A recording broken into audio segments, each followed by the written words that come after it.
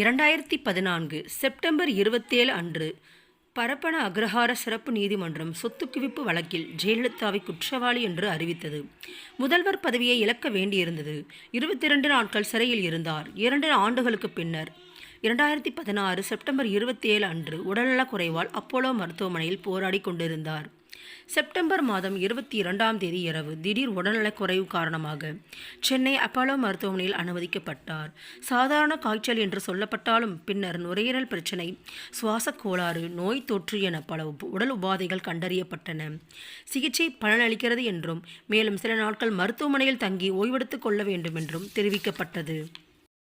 30 ஆண்டுகளுக்கும் முந்தைய சரித்திரம் திரும்பியது. 1984 உடல்நலம் பாதிக்கப்பட்டு எம்ஜிஆர் அப்போலோவில் அனுமதிக்கப்பட்டார். எம்ஜிஆரின் உடல்நலம் குறித்து முன்னுக்கு பின் முரணான தகவல்கள் வெளியாகின. ஏராளமான வதந்திகள் தீப்பொறியை தினமும் கிளம்பி வந்தன. வதந்திகளுக்கு பதில் சொல்லவும், நிலைமையை உடனடியாக தொண்டர்களுக்கு தெரிவிக்கவும் முதல் கட்ட தலைவர்கள் இல்லை. இறுதியில் உடல்நிலை பெரிதும் மோசமான பின்னர் எம்ஜிஆர் அமெரிக்கா அழைத்துச் செல்லப்பட்டு புரூக்ளின் மருத்துவமனையில் சிகிச்சை பெற்று திரும்பி வந்தார். ஜெயலலிதா விஷயத்திலும் அப்படித்தான் ஆரம்பமானது.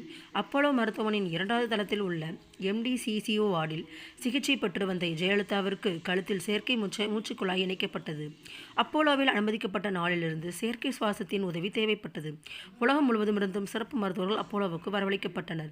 ஜெயலலிதாவை உடல்நிலை குணமடைய வேண்டி தமிழகம் முழுக்க அதிமுக தொண்டர்கள் பல்வேறு வழிபாடுகளை நடத்தி வந்தனர். உடல்நிலை தேடி வருவதாக அப்போலோ மருத்துவர்கள் சொல்லி வந்த நிலையில் டிசம்பர் 4ஆம் தேதி திடீரென பின்னடைவு ஏற்பட்டது. இதயம் இயங்க மறுத்தப்பட்டது. இதைத் தொடர்ந்து ஜெயலலிதா தீவிர சிகிச்சை பிரிவுக்கு மாற்றமிட்டார்.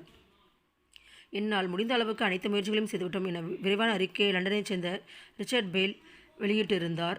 அப்போலோ மருத்துவர்களும் டெல்லியிலிருந்து AMS மருத்துவர்களும் கடைசி கட்டத்தில் சிறந்த ஜெயலலிதாவை மீட்க முயன்றார்கள். அப்போலோ மருத்துவர்களும் டெல்லியிலிருந்து AMS மருத்துவர்களும் கடைசி கட்டத்தில் இருந்த ஜெயலலிதாவை மீட்க போராடினார்கள். இரவு 7:11:30 மணிக்கு ஜெயலலிதா